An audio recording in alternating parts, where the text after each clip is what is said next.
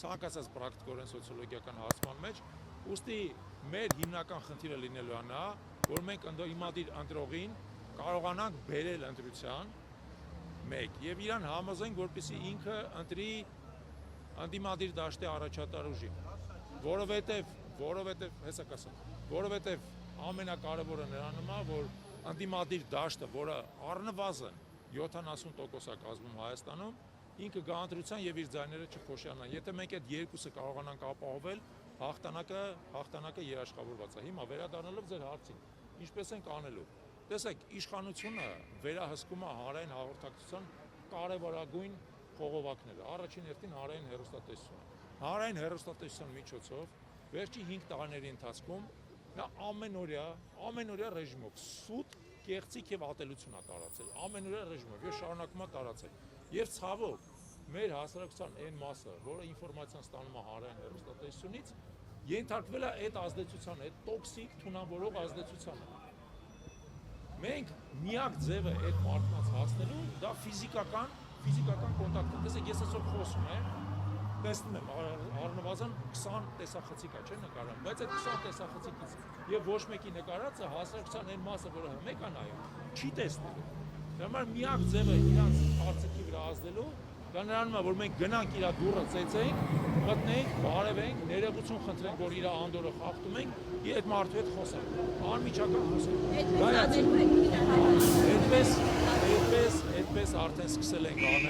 Այդպես արդեն սկսել ենք անել, եւ այս վերջի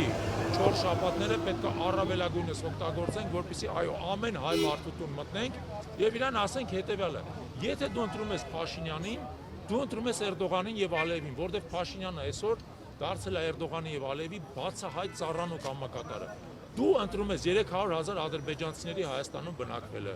Դու ընտրում ես Սյունիքի հանձնումը Ադրբեջանին։ Դու ընտրում ես հայկական եկեղեցիների ավերումը, դու ընտրում ես հայ առաքելական եկեղեցու որպես կառույցի ավերումը։ Դու ընտրում ես մի Հայաստան, որում քո երեխաները չեն ուզենալու ապրել։ Մի խափնվի այն ասֆալտին, որը Փաշինյանը բերել է քո դուռը։ Այդ ասֆալտը վաղը մյուս օրը քանդվելու է, մանավանդ որ անորակ ասֆալտ է։ Հիշի, որ մենք 3000-ամյա ազգ ենք եւ դեռ 3000 եւ ավել 1000 տարիներ պետք է ապրենք։ Մեր ազգի ապագան մի զոհի քո դռան դեմի ասֆալտը։ Քաղաքական ուժեր կան, Հայաստան գալու, որովհետեւ այդ տեղեկությունը ամենքերտ հերկվել է։ Այդ տեղեկությունը Ալիևի կողմից չի հերկվել։ Տեսնում եմ, որ դուք սիվիկից եք։ Ես ասեմ, քան որ Ալիևը ամեն ինչ ասում է Փաշինյանի հետ համաձայնեցնելուց հետո, ապա ես ոչ թե Ալիևին եմ վստահում, այլ ասում եմ հետևյալը, եթե Ալիևը ասում է, ուրեմն Փաշինյանը արդեն համաձայնվել է։ Եկեք, գիտեք ինչ, դուք լրագրող եք, թե ԹԿՊ-ի անդամ եք։ Եթե լրագրող եք, եկեք իմ այդ քաղաքական դիսպուտի մեջ մի մտեք։ Մենք տեսել ենք, որ այս ընթացքում Ալիևը ինչ ասել է, մեկին մեկ տեղի է ունեցել։ Ինչի որտեղ Ալիևը ցանկացած բան Փաշինյանի հետ համաձայնեցնում է, հետո է ասում, ինչի որովհետև Փաշինյանն ու Ալիևը դրանք մի տիրոջ ծառայող երկու ծառաներ են։ Իրանք նույն քաղաքական սուբյեկտն են եւ դա արդեն ապացուցված է։ Բազմիցս ապացուցված է։ Դուք ես տեսեք, մեր քաղաքական ուժը հայակվեն է, ինչպես հասկանում եք, ոչ թե ուժեղ Հայաստանը։ Մենք աջակցելու ենք ուժեղ Հայաստանին։ Եվ ուժեղ Հայաստանը ունի իր քաղաքական ծրագիրը, որի կազմելուն մենք անմիջական մասնակցություն ենք ունեցել։ Դրա հիմքում հետևյալն է, եւ ամենակարևորը հետևյալն է. մենք չենք տրվելու թուրք-ադրբեջանական պարտադրանքին։ Մենք չենք գնալու թուրք-ադրբեջանական կապիտուլյացիայի։ Հայաստանը պետք է իր ներքին ռեսուրսների եւ նաեւ իր դաշնակից եւ գործընկեր ուժային կենտրոնների հետ միասին կարողանա ձևավորել այնպիսի անվտանգային ճարտարապետություն եւ այնպիսի անվտանգային համակարգ, որը մեզ հնարավորություն է տալիս մերժել թուրք-ադրբեջանական պարտադրանքը։ Դա ամենաառանցքայինն է։ Մենք այլևս չենք գնալու թուրք-ադրբեջանական պարտադրանքով մեր եկեղեցիները քանդելուն, հայ առաքելական սուրբ եկեղեցին վարքաբեկելուն, Արարատը եւ մեր մշակույթի եւ ինքնության սիմվոլները մեր կյանքից հեռացնելուն, մեր փառքի անկյունները դպրոցներից հանելուն, մեր պատմությունը դասագրքերից հանելուն եւ այլն։ Սա ըստ էության կռիվ է եւ հանրակրվե է մեր ինքնությունը պահպանելու համար։ Եվ մենք այդ կռիվը տանելու ենք մինչեւ վերջնական հաղթանակ։ Պարոն Չալաբյան, ձեր միասնության թևերի հետ այդպես համագործակցությունը չստացվեց, հիմա ուժեղ Հայաստանին եք սատարում աջակցում ձեր խոսքը մեջ բերեմ, ինչով է սա պայմանավորված եւ ըստ էության նաեւ ասում են այսպես վստահելի չեք մի թևից անցած մյուսը, այդպեսի տեսակետներ։ Մենք որևէ թևից որևէ թև չենք անցել։ Մենք համագործակցության հուշագիր ենք ստորագրել միասնության թևերի հետ, որով պայմանավորվել ենք մեր ուժերը միավորել։ Չի ստացվել։ Տարբեր պատճառներով չի ստացվել։ Միասնության թևերը թև չի ընդհանրապես։ Դա մեր համար մեզ համարժեք կառույց է, երկու համարժեք կառույցներ իրար հետ համագործակցության հուշագիր են ստորագրել, սկսել են համագործակցել, համագործակցությունը չի ստացվել։ Մեր պատճառների մասն էլ հայտարարել ենք, թե ինչի համագործակցությունը չի ստացվել։ Ցավալի է, որ չի ստացվել, անկեղծ ասած, ցավալի է, որ չի ստացվել, բայց ասել, որ մենք մի թևից անցել ենք մյուս թևը, դա կեղծիք է, որտեղ միասնության թևերը ոչ մի թև չի։ Դա մեր պես նորաստեղծ կառույց է, ավելի շուտ մենք 3 տարվա արդեն գործող կառույց ենք, իրենք կես տարի են գործում։ Կարելի է ասել, որ ընդհանրապես ուղղակի այդ համագործակցությունը չստացվեց այդքան բան։ Իդեպ ուժեղ Հայաստանը եւս նորաստեղծ կառույց է։ Եվ ասել, որ մի թևից մյուսն եք անցնում, սխալ է, որտեղ սրանք բոլորը նորաստեղծ կառույցներ են, իրանց միջև ընթանում են համագործակցության տարբեր տեսակի ձևաչափներով քննարկում, հուսով ենք այս համագործակցությունը կստացվի։ Պարոն Չալոյան, խնդրում եմ կիսվեք, եթե այդպիսի կան, դաշինքի ներսում ընդհանրապես քննարկումներ ունեք, թե առաջատար պաշտոններում առաջնահերթ ինչ նշանակումներ կունենա։ Տեսեք, ես կարծում եմ, որ դրա մասին խոսելը ընդհանրապես ժամանակավրեպ է, հա, որովհետև արջին չգործած իր կաշին չեմ բաժանում իրար մեջ։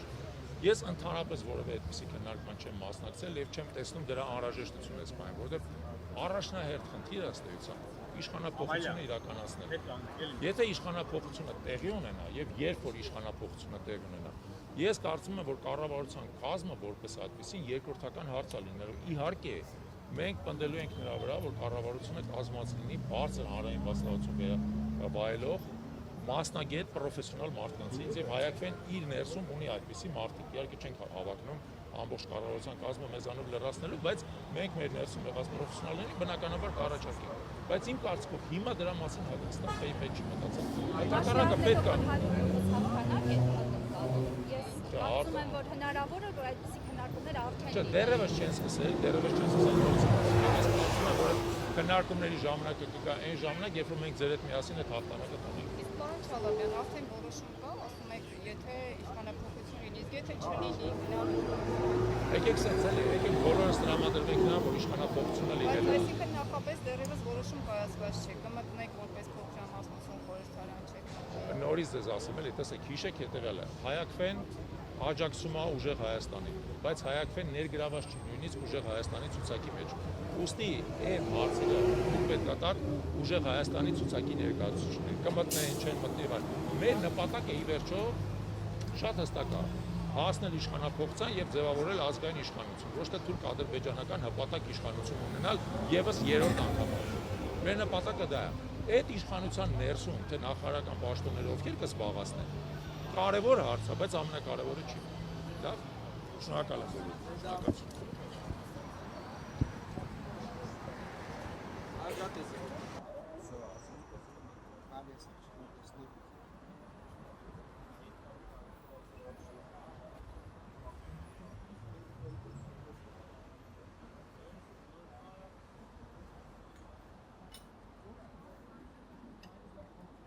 Amalia. Check for the David asking bar can zurut çıkar.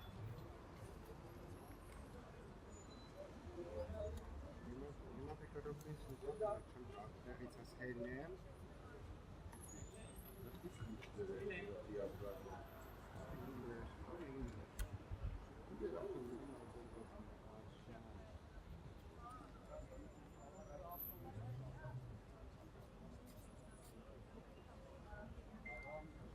Sen kapalı şey yapıyorsun. Ah, öyle. Se eu fosse capaz.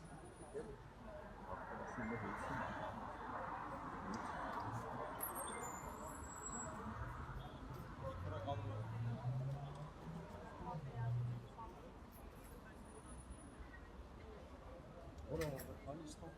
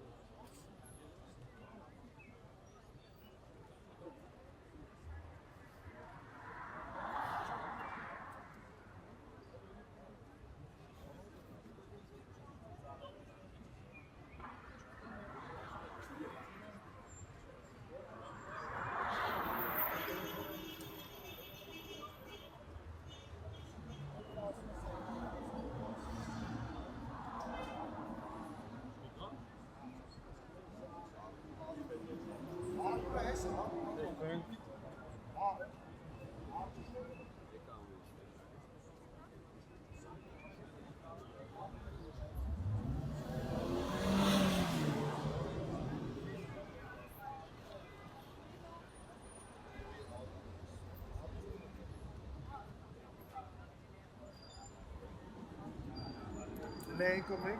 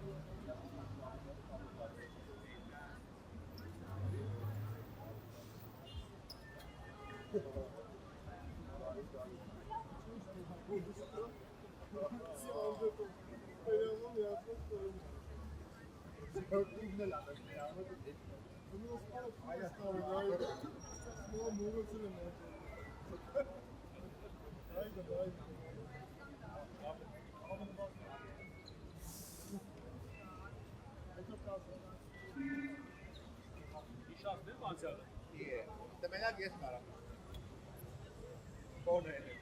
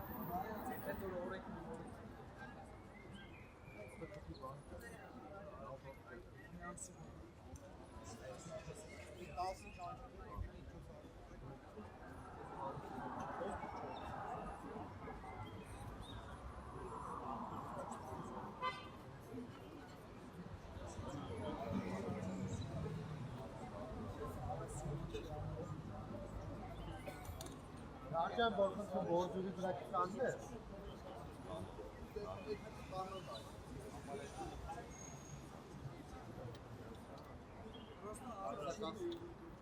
Arax.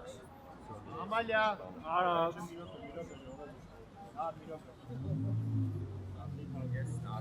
Amalya.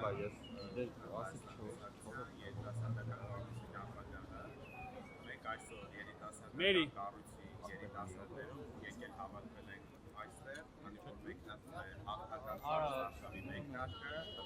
Եվ մենք երիտասարդներս այցնենք, որպեսզի կերտենք ուժեղ Հայաստան,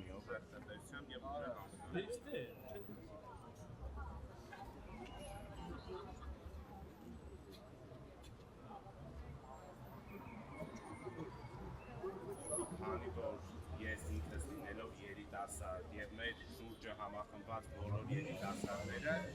իրական առաջնորդի կերպարը տեսել են Սամվել Կարապետյանի մեջ եւ հենց Սամվել Կարապետյանի կերպարով է երիտասարդները առաջնորդվում են եւ վստահ եմ որ Սամվել Կարապետյանը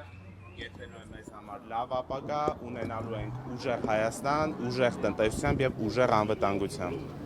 Իսկ որպես երիտասարդ հավատում եք, որ Հայաստանում հնարավոր են թափանցիկ, արդար։ Եթե մենք այստեղ չլինեինք, ապա կասեի, որ չենք հավատում, մենք գնում ենք, ընտրություններով դեպի հաղթանակի եւ ուժեղ Հայաստան լինելու է։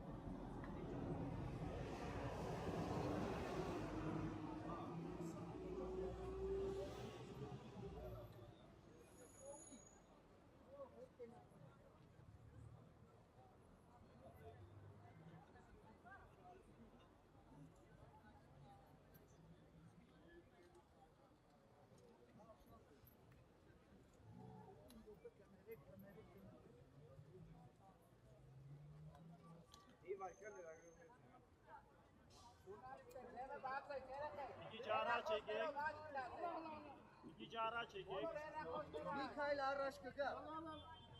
Կարապետյան, ասենք ձեր մեջքի հետևում կանգնած մարդիկ բացազատվեն, որ մենք կարող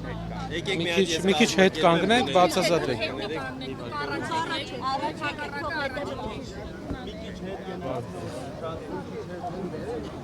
Պարոն Կարապետյան, կարող եք Միքայել առաջ գալ։ Եկեք առաջ, էլի մի։ Պարոն Կարապետյան, ինչ ուղերձով եք մեկնարկում ձեր հարազարշավը։ Արշայի մոտիկ էլի։ Եթե մեր նկարանողները ավարտեն ու սկսեմ։ Ավարտել են։ Շատ լավ։ 8 տարի առաջ այսօրը այս շենքում Հայաստանի Հանրապետության վարչապետ ընտրվեց այսօրվա վարչապետը։ Ժողովրդի գրեթե միաձայն աջակցությամբ դարձավ վարչապետ այն հույսով, որ բարեկեցություն է բերելու եւ խաղաղություն Հայաստանին եւ Արցախին։ 8 տարվա ընթացքում նա խոստացել էր մեզ, որ երկիրը ունենալու է արդար համակարգ, որ երկիրը լինելու է բարեկեցիկ, մարդիկ սկսելու են լավ ապրել եւ անվտանգ։ Ինչպես նաեւ խոստացել էր բոլոր գյուղացիներին, որ իրենց գյուղերում իրենք հնարավորություն կունենան լավ ապրեն եւ չլքեն գյուղերը։ Բազմաթիվ հարյուրավոր են նրանց խոստումները։ Անցել է 8 տարի։ Մենք նույն փողոցում ենք կանգնած, գրեթե բան չի փոխվել, միայն մեր երկիրն է փոքրացել։ Դուք չեք տեսնում, ամեն ինչ փոխվել է։ Այո, Խաղաղություն է արդեն եւ զարգանում են։ խաղաղություն խոսք տալով բերեց 3 պատերազմ։ Բարեկեցություն խոսք տալով բոլորի վրա վերցրեց $10,000 ամեն ընտանիքի վրա վարկ։ Հարկերը փոքր բիզնեսի համար բազմապատկեց 2-ով եւ այդ նույն ժամանակ խոսք տալով, որ աղքատությունը, ծայրահեղ աղքատությունը պետք է հաղթարվի երկրում, աղքատությունը, ծայրահեղ աղքատությունը չհաղթարվեց, անգամ աղքատությունը 2%-ից ավել էլ չիջավ մեր երկրում, բայց իրենք իրենց այս ընթացքում միլիարդավոր պարգևավճարներ բաժանեցին, իրենց ամբողջ շրջապատին գործի տեղավորեցին, ԿՊԱ-ականները բոլորը պաշտոններ ստացան։ 8 տարվա ընթացքում հեղափոխությունից հետո, մարդկանց հույսերից հետո շահելա մի խմբակ։ Իսկ հայ ժողովուրդը ինչին հասել է իր աշխատանքով։ Ով մի քիչ բարեկեցության է անգամ հասել, հասել է իր աշխատանքով։ Պետությունը դրա մեջ մասնակցություն որևէ կերպ մեծ իմաստությամբ չի ունեցել։ Աղքատությանը որևէ հաղթանակ աղքատության մեջ մենք չենք տեսել։ Պարոն Կարապետյան 3 չարկում քաղաքացիների։ Այ հենց 3 ես Սպիտակի շրջանում էի եւ այնտեղից ձեզ խնդրում են, որ այցելեք Սպիտակի շրջանի գյուղեր եւ մի հատ տեսնեք թե ինչպես են իրենք ապրում։ Ասեցին, երբ ձեզ ասեն, որ աղքատությունը հաղթարված է, թող գան մեր գյուղեր հաղթարման շեմին է, պատկերացրեք ամեն 5-րդ հայաստանցի աղքատության մեջ է ապրում օֆիցիալ տվյալներով։ Այսինքն մոտապես 600,000 հայաստանցի աղքատ է։ Հացի խնդրով է ապրում։ Հիմա քաղաքացին ինչպես իր գրպանի վրա ինչպես զգա Ռուսաստանի հետ կապված 3 հատկապես զարգացումները, դեսպանին ԱԳՆ կանչել եւ այլն, ԵՄ գագաթնաժողովի Զելենսկու հրավերի ֆոնին։ Տեսեք, մեր երկիրը ունի առևտրային գործընկերներ, շատ քիչ առևտրային գործընկերներ։ Այդ առևտրային գործընկերների հետ հարաբերությունների խաթարելը հնարավորություն չի տալու մարդկանց գնալ արտագնա աշխատանքի։ Հնարավորություն չի տալու այն շրջաններում, որտեղ պետությունը չի կարողացել աշխատատեղ ստեղծի, անգամ այդտեղ մարդկանց գոնե առաջ հնարավորություն էր տրվում գնային արտագնա աշխատանքի։ Դա ռիսկի տակ են դնում։ Հայաստանը միլիարդավոր դոլարներ է արտահանում։ Բերքը մեր ամբողջ գյուղատնտեսական արտահանվում է, ռիսկի տակ ենք դնում։ Մի քանի նկարի համար։ Այսպես չեն վերաբերվում սեփական ժողովրդին։ Շոուն լավ բան է, երբ դա վատ արժեք չունի։ Պարոն Կարապետյան, Հայաստանի բարեկամ պետության կայսրի նախագահի հասցեից ասոցները արտահայտությունը մեր շիպարական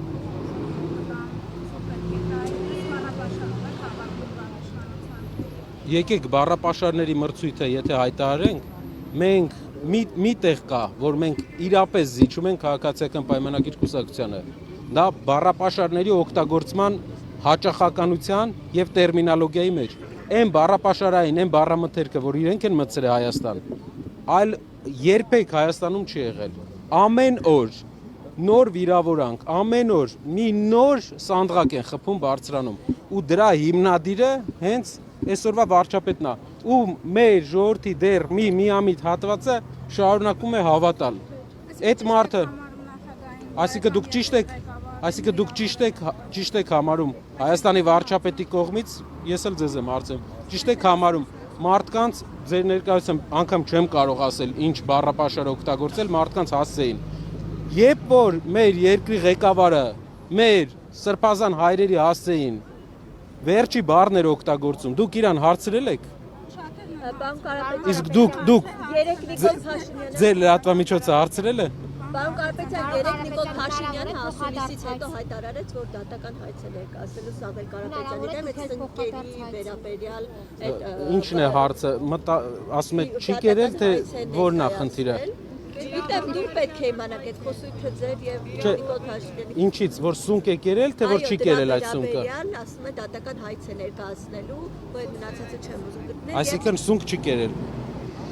Պետք է ուսումնասիրենք, կերել է թե չէ, դատարանը թող ուսումնասիրի։ Կարծեմ, ինձ թվում է ցանկալի կլինի բաց դատ լինի, որ դատարանը ուսումնասիրի, սունկ կերել է թե չէ, 1 տոննա թե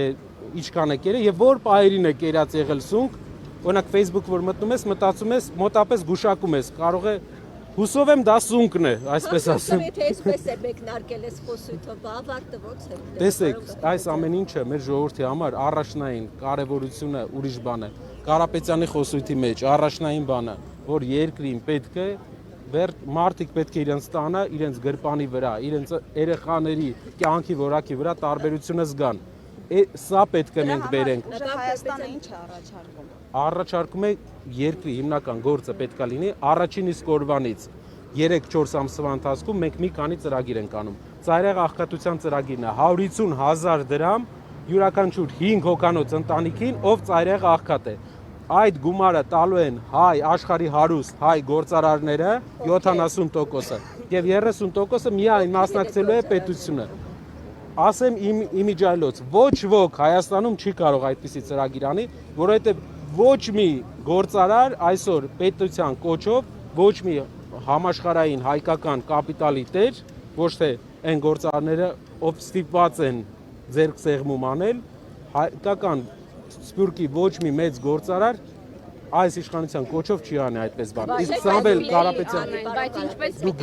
դուք գիտեք, գրեթե բոլոր հայ մեծ գործարարները մեր ընկերներն են, գրեթե բոլոր սփյուռքի մեծ գործարարները մեր ընկերներն են, դուք էլ բազմաթիվ անգամ տեսել եք, գիտեք, կարող եք ուսումնասիրել։ Սոցիալական ծրագրերից անդին նաև տնտեսական եւ անվտանգային հարցերն են, տեսանք տնտեսական անվտանգային տարածաշրջանային խնդիրներն են, դիվերսիֆիկացիայի մասին են խոսում այսօր իշխանությունները եւ անվտանգային եւ տնտեսական հնարավորությունները դուք ինչպես եք տեսնում, որովհետեւ ձեզ սովորաբար ասոցիացնում են Ռուսաստանի Դաշնության հետ, բայց տեսել ենք, որ վերջին տարիներին ավելի կորելացիան մեծացել է տնտեսական հենց այս իշխանությունների ժամանակ։ Այս դրան ինչ եք հակադրում։ Մի բան, անվտանգային տեսեք մեր երկրի անվտանգությունը խարխլված է։ Ինչ պետք է անենք այդ պահին, ամենաճիշտ բանը ինչն է։ Գտնենք միակ գործընկերոջ ում հետ առևտուր ենք անում ու հարաբերությունները վատացնենք։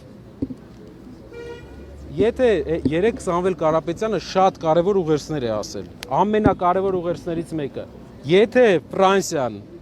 պատրաստ է մեր հետ կնքել ռազմական համագործակցության պայմանագիր, կնքենք, սիրելի հայրենակիցներ, ռեկլամային մի նայեք, բնույթը ինչ են ստորագրել երեք, եթե Ֆրանսիան պատրաստ է, մի քանի դիվիզիոն բաստիոնա բերել, դա է ուզում ցույց տա, ժողովուրդն էլ նոր տեսակի բաստիոնը տեսնեն, մտածեն, որ բաստիոնով հնարավոր է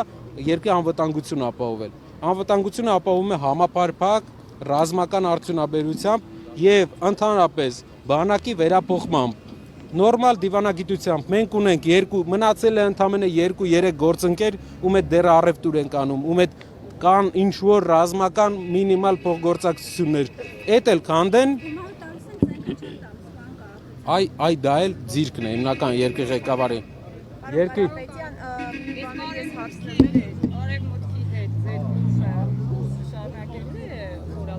Տեսեք, Ամերիկայի Միացյալ Նահանգներում հանրապետական կուսակցությունն է իշխանության, որի հետ արժեքային առումով, դուք գիտեք, որ արժեքային առումով քրիստոնեական արժեքների վրա հիմնված կուսակցություն է, ով իշխանության վրա է, երկրի ղեկավարը Ամերիկայի Միացյալ Նահանգների գործարար է։ Մենք տեսնում ենք, կա ընդհանրություններ, կան եղել են կապեր իրար մեջ, կա Ամերիկայի Միացյալ Նահանգների այս իշխանությունների հետ մենք մեծ պոտենցիալ ենք տեսնում աշխատանքի։ Եվրոպական միության մի շարք լիդերներ, ովքեր հեսա պարտվելու են ընտրություններում, պետք է մենք հասկանանք, օրինակ, 1 տարի հետո Ֆրանսիայի ղեկավարը ով է լինելու։ Ամենայն հավանականությամբ բոլոր հարցումներով Ֆրանսիայում փոխվելու է երկրի ղեկավար։ Տեսնենք ինչ դիրքավորմամբ ղեկավարը լինել, բայց Հայաստանի ղեկավարը չի կարող Ֆրանսիայի ղեկավարի հետ բարեկամ չլինել։ Բոլոր մեր առաջնորդների ժամանակ, հիշում եք, ֆրանկոֆոնիան, հիշում եք, մինչև այդ Ֆրանսիայի ղեկավարները եկել են մեր ազգերը բարեկամ, եղբայրական, բարեկամ ազգեր են։ Երկրի ղեկավարի ձիրքը չէ, դա ազգի ընդհանուր երկու ազգերի ձիրքն է։ Ու դա ոչ մեկ չի կարող դա ոտնատակ տալ, ոչ մեկ չի կարող այդ բարեկամությունը մենք միայն զարգացնելու ենք։ Երբ ասում են Ֆրանսիայի հետ հարաբերությունները լավացնումը, հարգելի հայրենակիցներ, դուք գիտեք, ինչքան է աճել արտանումը Հայաստանից Ֆրանսիա քաղաքացիական պայմանագիր կուսակցության ժամանակ 20%-ի չելա։ Իսկ Ռուսաստան ինչքան է աճել։ Ռուսաստան 400 անգամ ավելի շատ ապրանք ենք սկսել ուղարկել, քան Ֆրանսիա ենք ուղարկում։ 18 թիվ։ Կարակ Կարապետյան հարցնեմ, ազգային ժողովի մոտ այս ընտրությունը ստեղից մեկնարկը նորից մի հատ հիմնական, այո, 8 տարի առաջ այսօրը այստեղ իշխանության է եկել մի մարդ, ով խոստացել է ամեն ինչ, բայց մեր ժողովուրդը ստացել է գրեթե, այո, շնորհակալ եմ։ Ավարտեմ։ 8 տարի առաջ իշխանության է եկել մարդ, ով այսքան բա խոստանալուց հետո մենք այսօր տեսնում ենք, որ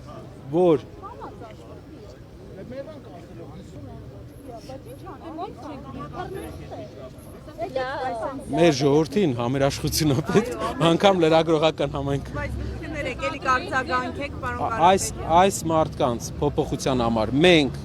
հայ ժողովրդին, բոլոր ընդդիմադիրներին կոչ ենք անում, բոլոր ընդդիմադիր հայացքով մեր հայրենակիցներին, ժողովուրդ ջան, ժյուրի մրցույթ չի։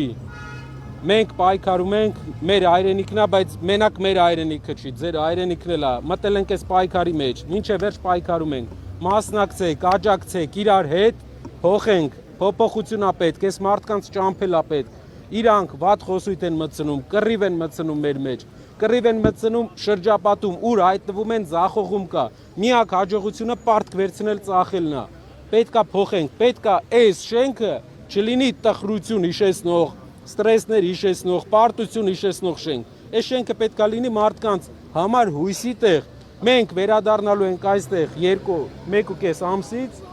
եւ այդ ժամանակ մենք սկսելու ենք մեր երկրի վերակառուցումը։ Պարոն Կարապետյան, իմ Ազգային ժողովի նախագահը 24 ժամ ժամանակ է տվել, եթե տեսանյութի տեսել եք, ձեր գրառումից հետո ասում է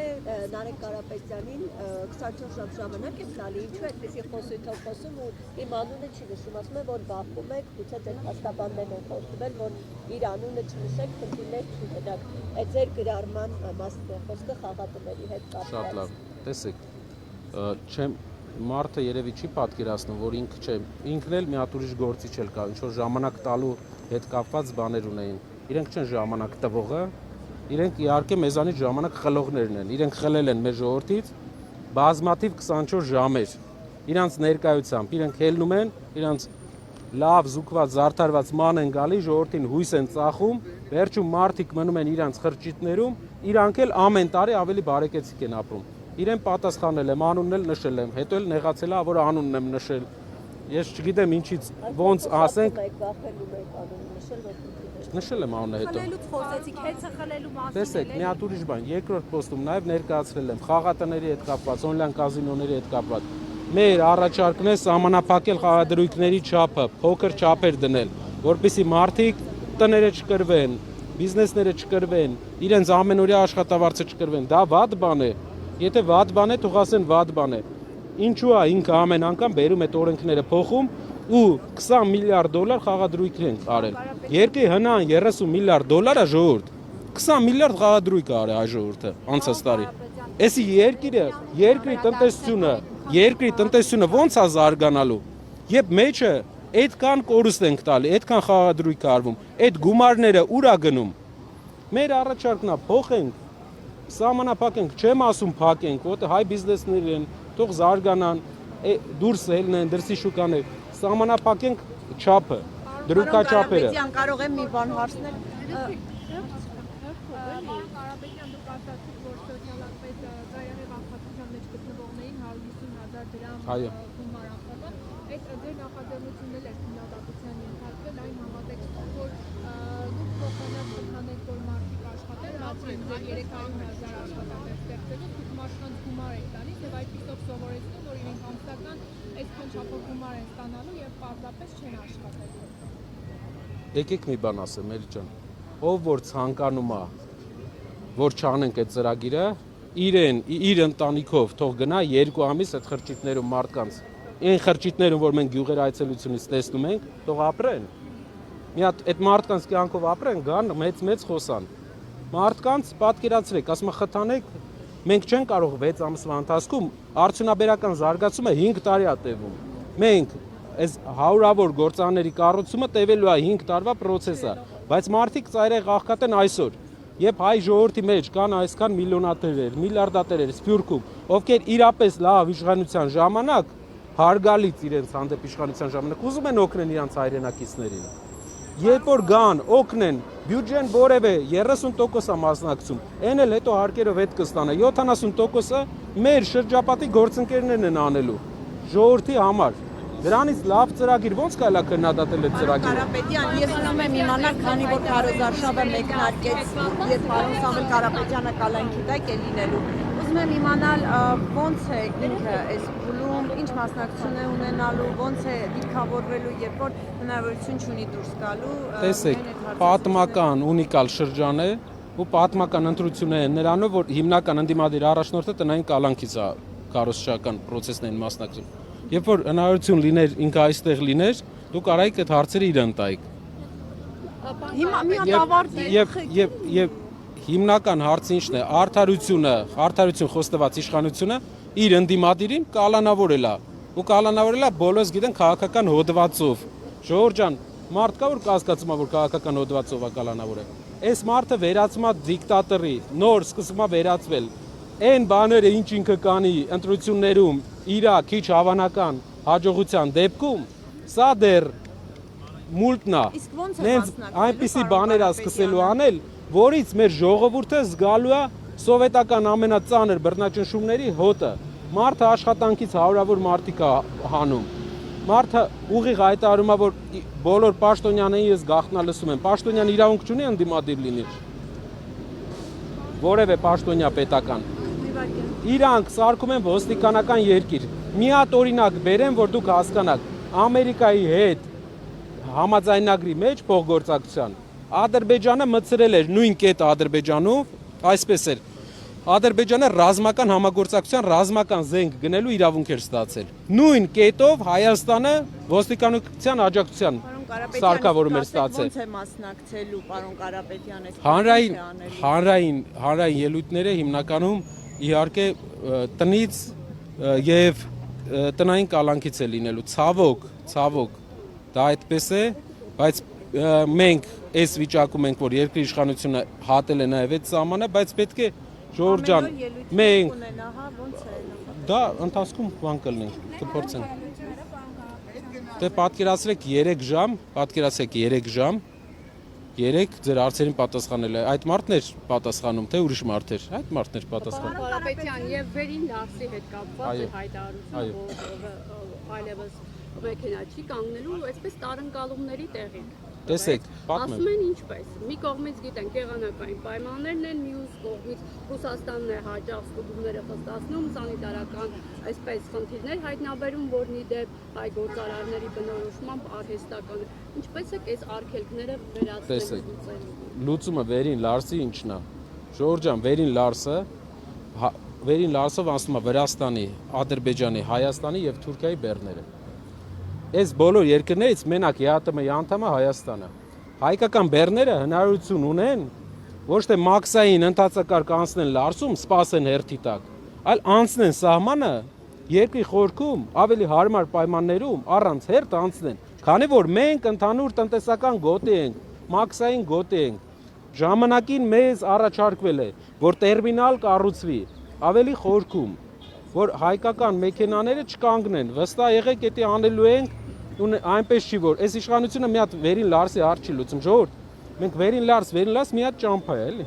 Այդ հարցը ոնց կարա նորմալ իշխանությունը չլուծի։ Դուք նենց ենք մեզ խեղճացրել, որ մի հատ ճանապարհի մասին կարանք ժամերով խոսանք։ Դա մի հատ պայմանավորվածություն է, մի հատ աշխատանք է, մի հատ տերմինալի կառուցումը եւ վերջ։ Բայց կիսում եք այն տեսակետը, որ Ռուսաստանը հաջող արհեստական է այդ խոչընդոտները, թե փաստաթղթային, թե սանիտարական ստեղծում։ Պետություններ կան, որ ամեն ինչ կախված է այդ երկրի հետ հարաբերություններից։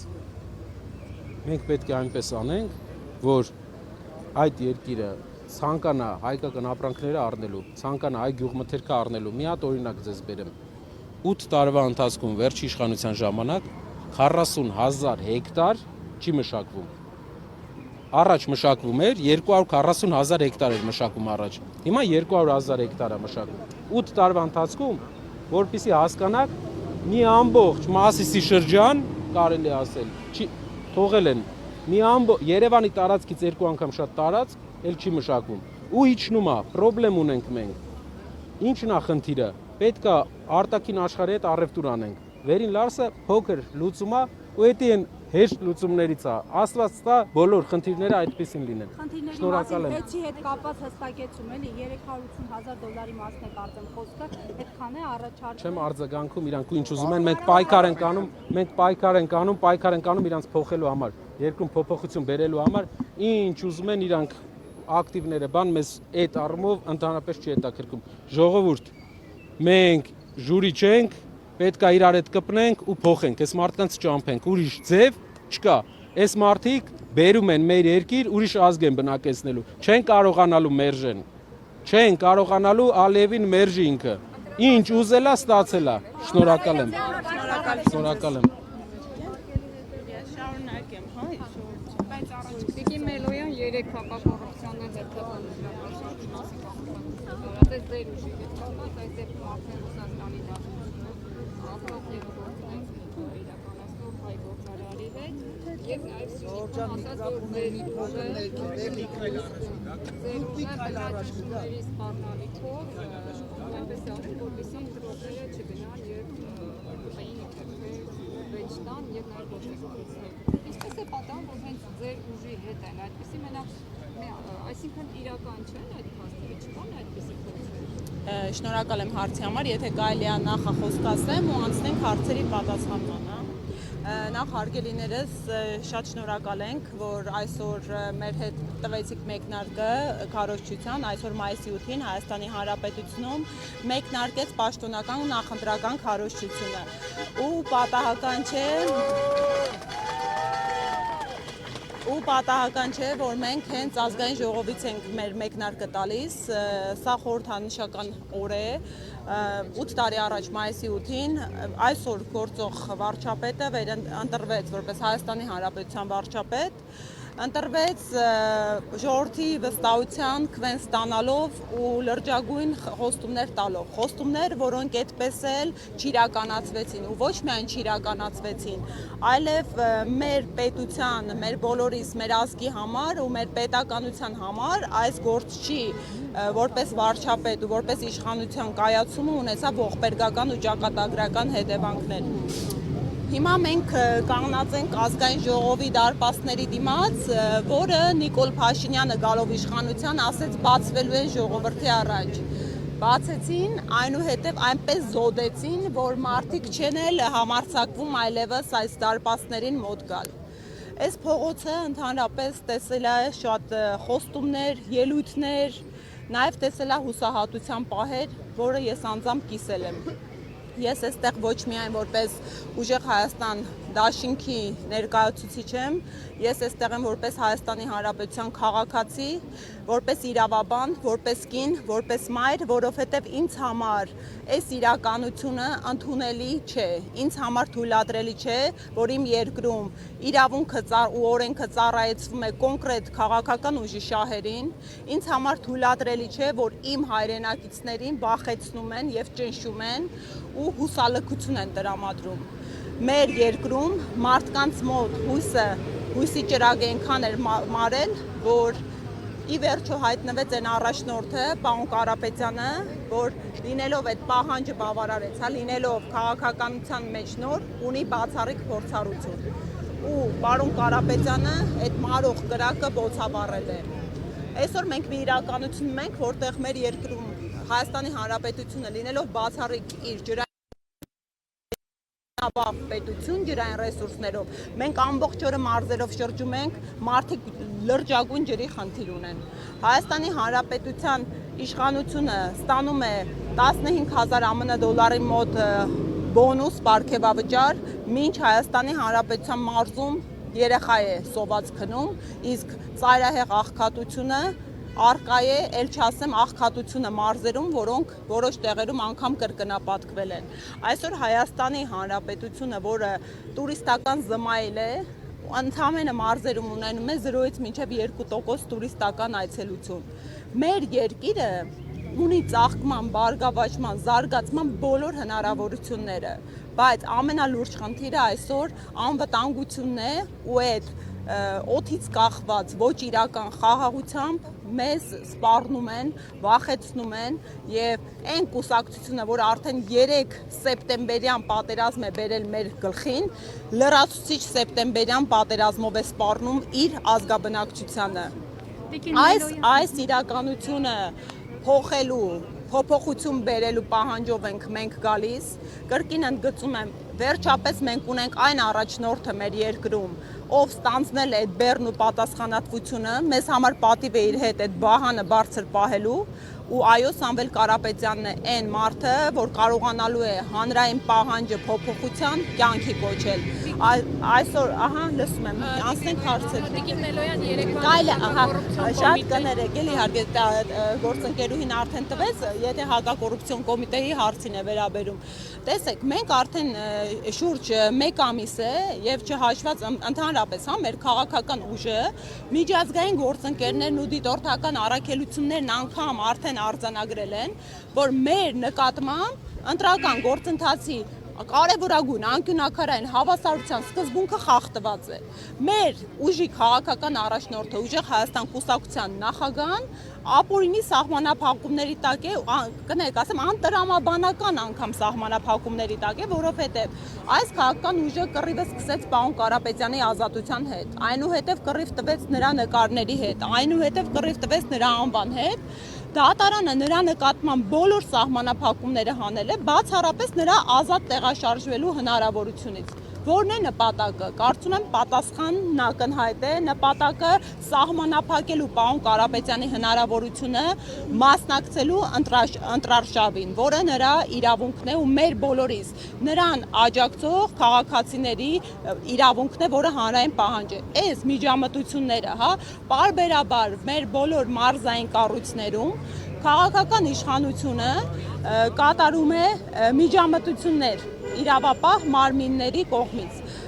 Պարբերաբար առավոտը բացում է, խուզարկություն է տեղի ունենում, 15-20 աջակից, համակիր, աշխատակից բերման են ենթարկում։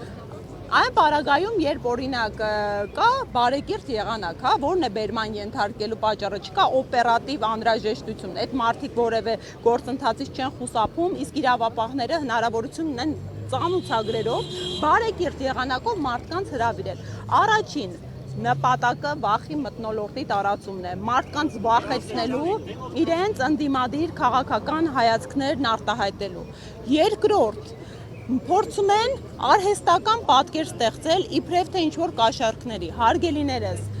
մենք ժողովրդին կաշառք բաժանելու կարիք չունենք։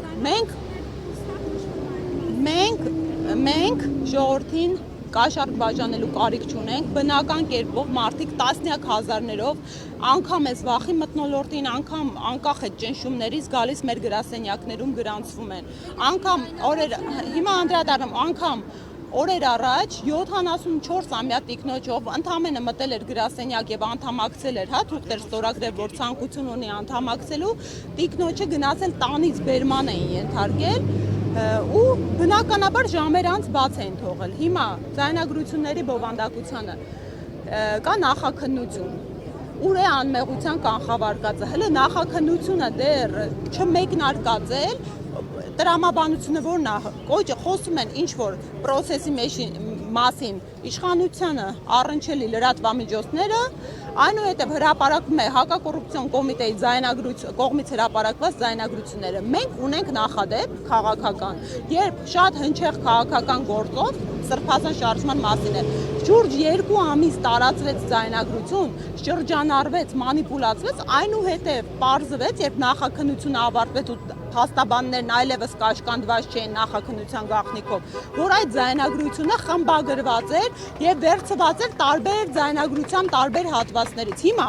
ով է հաստատել, որ այս ձայնագրությունները հավաստի են։ Ով է հաստատել, որ այդ ձայնագրությունների մեջի մարդիկ մեզ հետ առնչելի մարդիկ են։ Ով է հերքել, որ հնարավոր է ինչ-որ սադրիչներ են կազմակերպել այդ ձայնագրությունները։ Ուր է մնացել անմեղության կանխավարկածը։ Ու գիտեք ամենաամոթալին ու մտահոգիչը ինչն է, որ այս իշխանության ներկայացուցիչները բարձրաստիճան պաշտոնատար անձինք սկսած վարչապետից նախարարներով, падգամավորներով իրենց թույլ են տալիս այս ձայնագրությունները ամենօրյա ռեժիմով մանիպուլացնել, ռիլեր սարքել, poster անել։ Ես անկեղծ զարմանում եմ, այս մարդիկ գործով երբ են զբաղվում։ Հիշում եք, դուք ոչ անձամբ, բայց պարոն Կարապետյանը Նարեկը ասել էր, որ ներքին քննություն կանցկացնել։ Հարգելիներս, արել եք թե ինչ եզրակացություն։ Հարգելիներս, մենք ունենք նախահրապարակված սկզբունքներ գործունեության։ Մենք առաջին խնդիր չունենք մարդկանց կաշառք բաժանելու, դա չէ մեր ձևը։ Մեզ համար անթույլատրելի է նման խոսույթը։ Դուք գիտեք, Նարեկ Կարապետյանը այն անձն է, որ երբ հիմնադրվեց մեր ձևով շարժումը,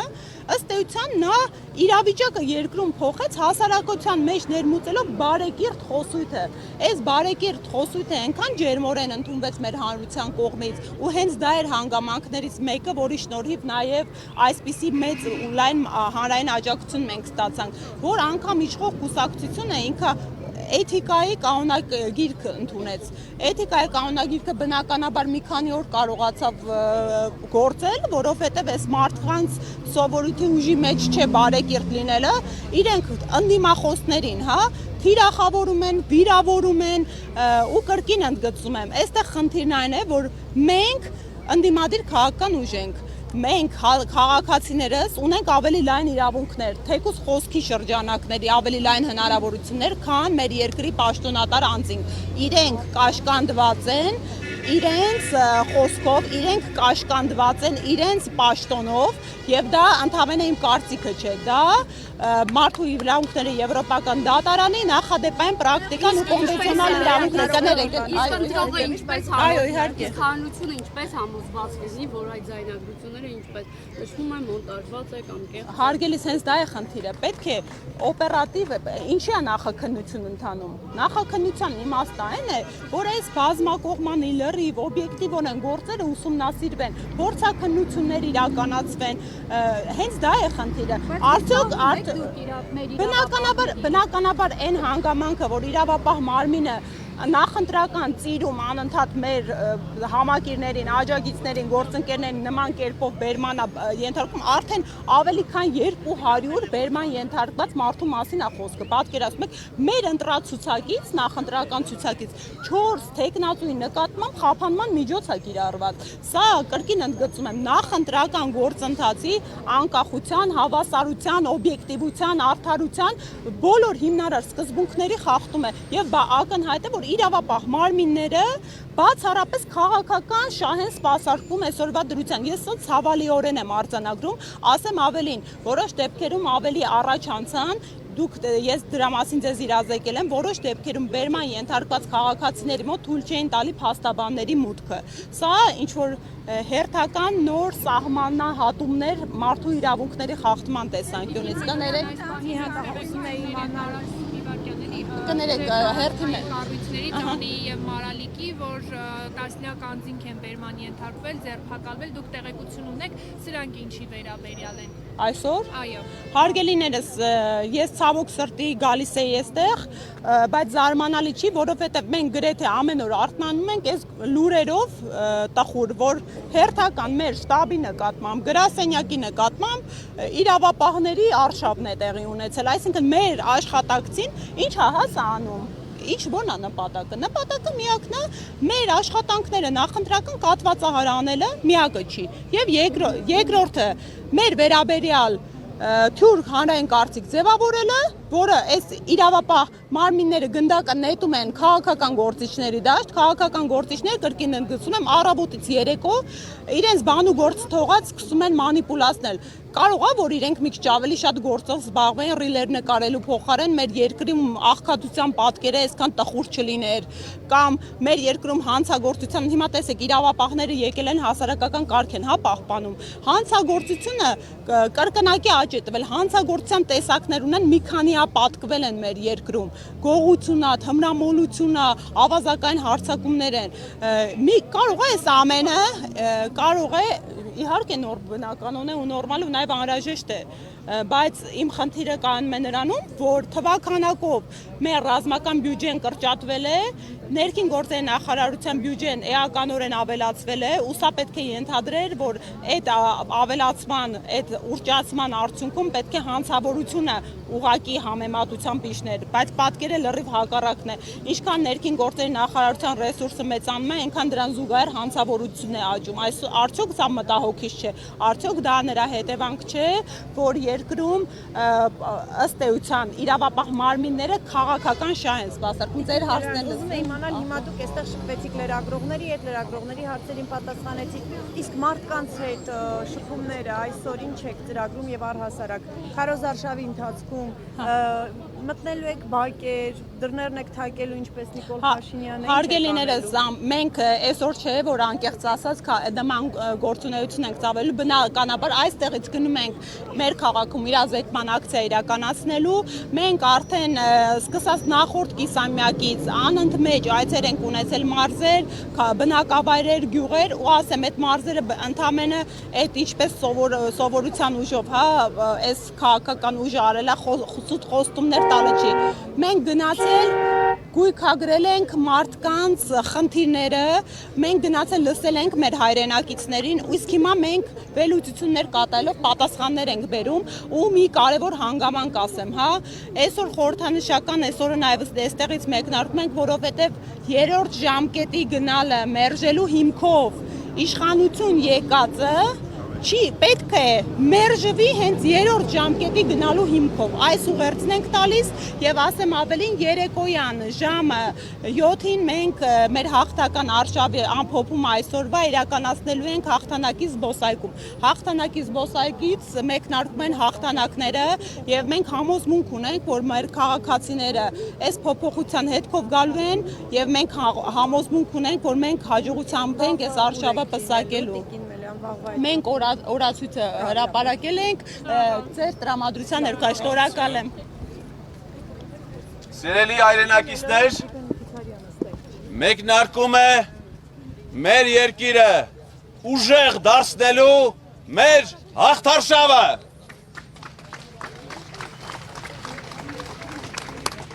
Այսօր մայիսի 8-ն է։ 1992 թվականի այսօրը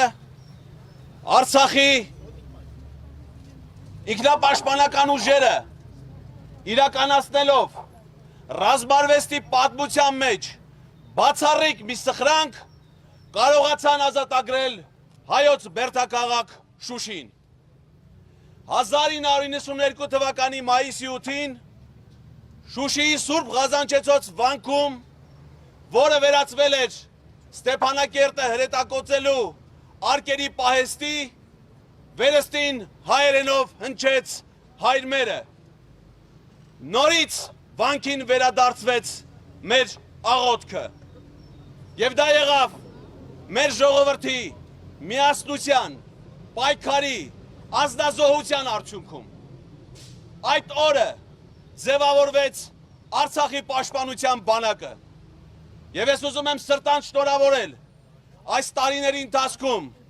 Արցախի պաշտպանության բանակում ժամկետային զինվորական ծառայություն անցած, իբրև պայմանագրային, սպա, գեներալ ծառայած մեր բոլոր հայրենակիցներին Արցախի պաշտպանության բանակի կազմավորման օրվա առիթով։ Միահույսվելով հայրենական մեծ պատերազմում ողջ առաջավոր մարդկության, այդ թվում հայ ժողովրդի տարած փառահեղ հաղթանակի հետ, այդ օրը 92 թվականից միշտ կոչվել է եռատոն, երեք փառքի, հաղթանակի,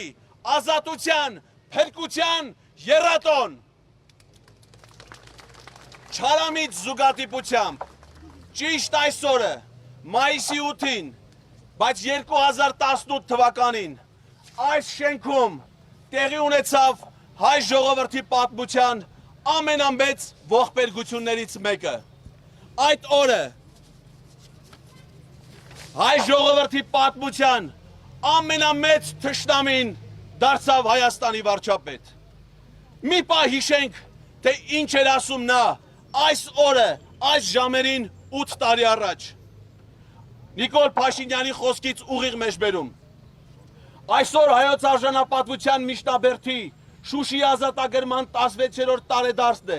եւ ես նախ ես առաջ ուզում եմ բոլորի շնորհավորել այդ դարակազմիկ եւ շրջադարձային հաղթանակի արդով։ Մեծ խորհրդանիշ կա նրանում, որ Հայաստանում տեղի ունեցած ոչ բռնի թավշյա ժողովրդական հեղափոխությունը դե յուրե հաղթանակ պետք է արձանագրի հենց այսօրը, Շուշիի ազատագրման օրը։ Գիտեք ինչ էր ասում նա այսօր արցախցիներին։ Հիմա այս բարձր ամբիոնից որպես Հայաստանի ժողովրդի կողմից առաջադրված վարչապետի թեկնածու ուզում եմ սիրո եւ զորակցության ուղերձ հղել Արցախի հանրապետությանը եւ նրա հերոսական ժողովրդին։ Սիրելի արցախցիներ, համոզված եղեք, որ Հայաստանում տեղի ունեցած սիրո եւ համերաշխության հեղափոխությունը ոչ միայն որևէ վտանգ չի պարունակում, այլև նորանոր հնարավորություններ է բացում հայ ժողովրդի եւ Արցախի պետականության, Արցախի ժողովրդի եւ Արցախի պետականության համար։ Պատկերացրեք այս խոսքերի հեղինակը Արցախի ժողովրդին դարձրել է փախստական սեփական հայրենիքում։ Եվ այս ամենից հետո ով է հավատալու սրա խոսքին, ով է թույլ տալու, որ նա նորից տիրանա մեր ժողովրդի իշխանությանը, պատերազմներ, կորուստներ, աղետ, ողբերգություն բերի մեր ժողովրդին։ Այլևս ոչ ոք այդ հնարավորությունը նրան չի տալու։ Շարլատանին փոխարինելու է գալիս ազգային բարերարը։ Մուսուլմանական երկրներում պարգևների արժանացողին փոխարինելու է գալիս Սուրբ Մեսրոպ Մաշտոց եւ հայրենիքի մատուցած ծառայությունների համար առաջին աստիճանի շքանշանի ասպետ Սամվել Կարապետյանը։ Սամվել Կարապետյանն է, որի առաջնորդությամբ մենք կարող ենք հաղթել այս դժբախտությանը, մենք կարող ենք հաղթել այս պատերազմներին, մենք կարող ենք հաղթել այս ողբերգությանը։ Հերիք է մեր ժողովուրդ ունենա միայն կորուստներ, մեր ժողովուրդը պետք է ունենա ձեռքբերումներ, եւ այդ ձեռքբերումները արտացոլվելու են մեր երկրի շենացմամբ, մեր երկրի զարգացմամբ, 300,000 նոր աշխատատեղերով, 20,000 նոր մատչելի բնակարաններով, 0 տելկոս հարկերով, նոր ազատ փոքր բիզնեսով, զբոսաշրջությամբ, աղքատությամբ վերացմամբ, սա է լինելու փոփոխությունների Հայաստանը։ Բարի երդ մեզ բոլորիս, բարի երդ նոր Հայաստանին, բարի երդ մեր բարության ուժին։ Սիրելի հայրենակիցներ, այժմ մենք սկսում ենք մեր քայլերթը, իրազեկման երթը Երևանի կենտրոնում, իսկ այսօր երեկոյան ժամը 18:30-ից հավաքվում ենք Երևանի հաղթանակի զբոսայգու տարածքում գտնվող Մայր Հայաստան հուշարձանի մոտ, որտեղ 19:00-ից կմեկնարկի մեր քարոզարշավը ազդարարող հանրահավաքը։ Բոլորիս հաջողություն։ Իմացեք, որ մինչ այժմ այս դասավորությունը մատների խորհրդանշել է ազատությունը, այս դասավորությունը խորհրդանշել է հաջողությունը, այս դասավորությունը խորհրդանշում է փոփոխությունը եւ հաղթանակը, ազատության եւ հաջողության հաղթանակը։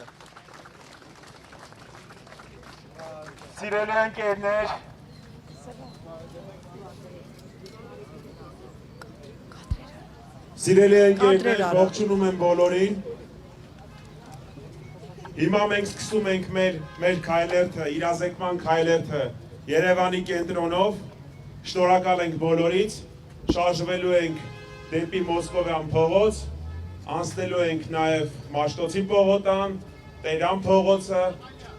գալու ենք դեպի Աբովյան փողոց, Պետական համալսարան Սայաթնովա։ Խնդրում եմ հետևել մեզ։ Հայրենակիցներս ողջույն։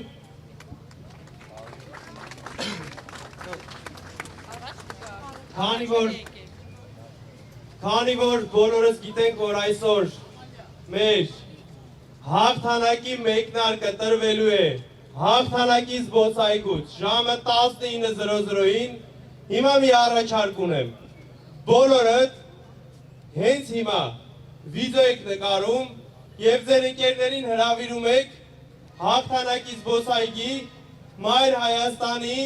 դիմաց ժամը 19:00-ին սկսելու հաղթանակի ամիսը։ Փոփոխության համարը համար 3։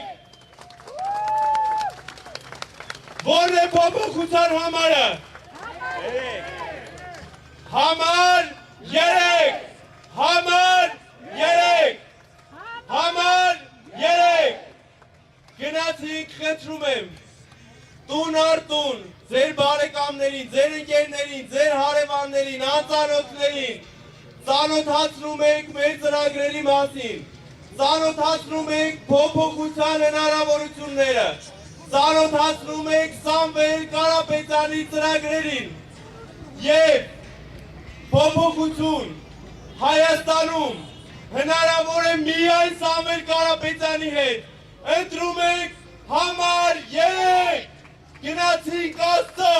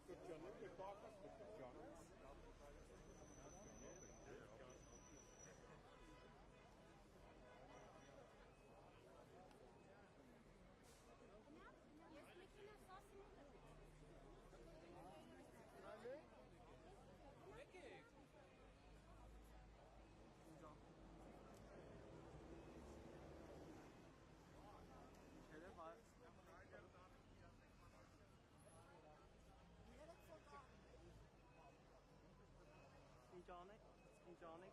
արես ժողովուրդը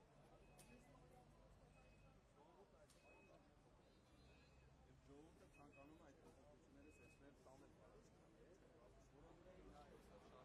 Հիմա ինչ անեմ ես նահանջատեմ, թե գնամ դիմացնող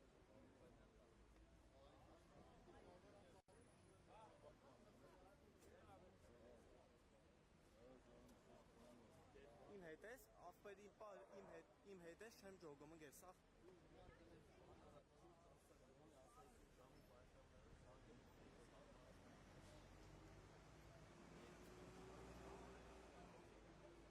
Բայց ինձ մի հատ ակումուլյատոր եկը բերեք էլի պայտակ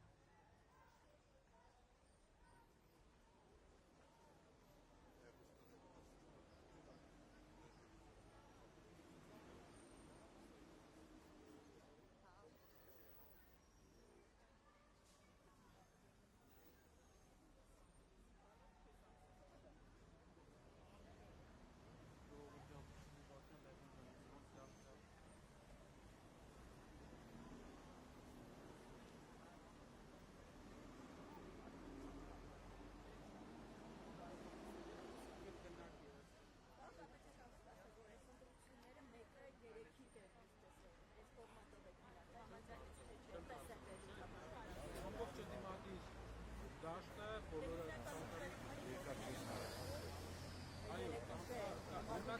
հիմնական մեծ պայքարը այսպես է Կարապետյան թե Փաշինյան Կարապետյան թե Փաշինյան մեր երկրի առաջնորդը լինի մարդ ով հաջողության է հասել կարծես իրականություններով թե մարդ ով գալու իշխանության հաջողությունները հետո